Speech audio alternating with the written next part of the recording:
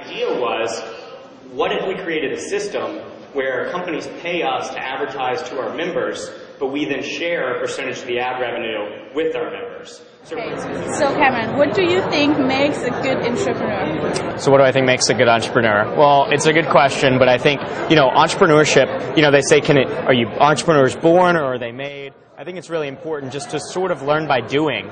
We can read about it all day in a textbook, and maybe all of us have ideas, but the difference between a real entrepreneur and someone that just has ideas is they actually take that idea and they go and do something with it.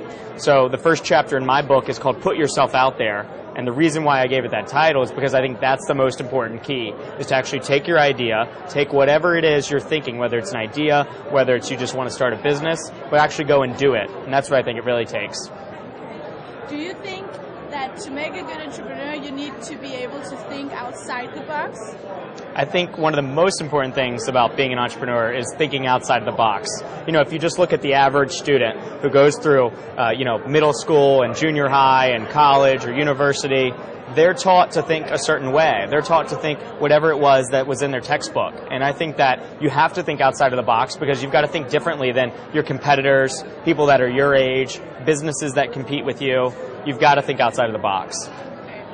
How do you balance your work life and your private life? This is one of the most important things I think any entrepreneur can do, is balancing work with life.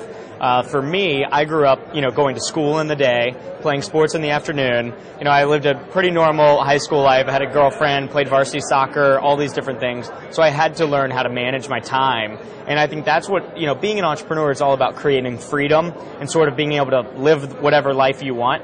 And I think that's why you've got to learn how, to have your business, but then also to have, your fun time and your free time too. Okay. How many hours do you sleep per day? Sleep per day? Yeah. The one thing I missed out on in my childhood was sleep.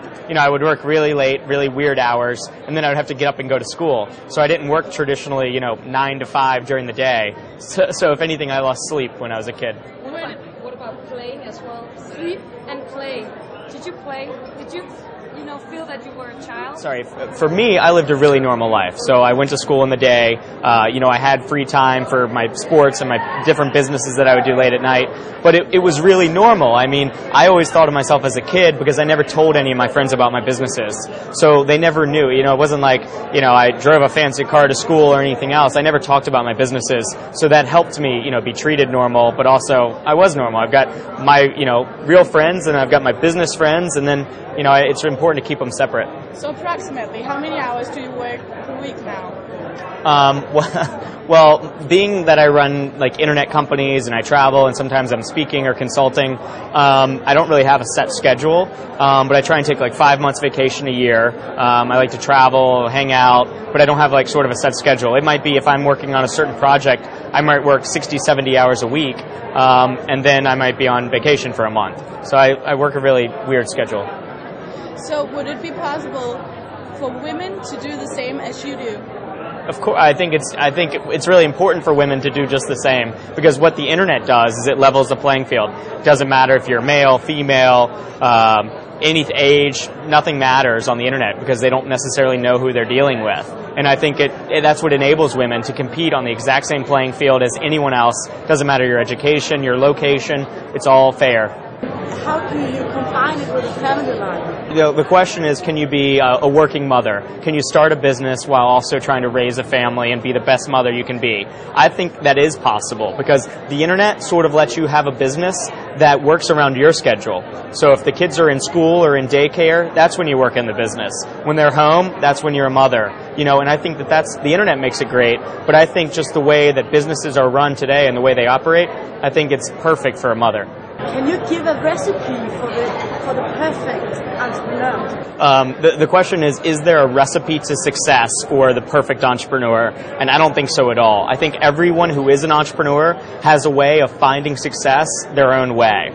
So you might be a young kid and you might only be able to run your businesses late at night, or maybe you work all day during the day on your businesses. There's no perfect way of getting there. You can accomplish it however you wish. You just have to be, one, passionate about it, and two, you have to put yourself out there and actually go for it. We could talk about it all day, but what makes the difference is the real entrepreneurs actually go and do it. The last question, what's your best advice for a young entrepreneur?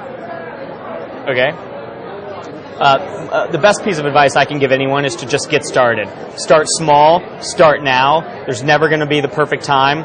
We can say you need a lot of education, a lot of money, a lot of connections. You're never going to have all those things. You have to just get started, so put yourself out there and just get going.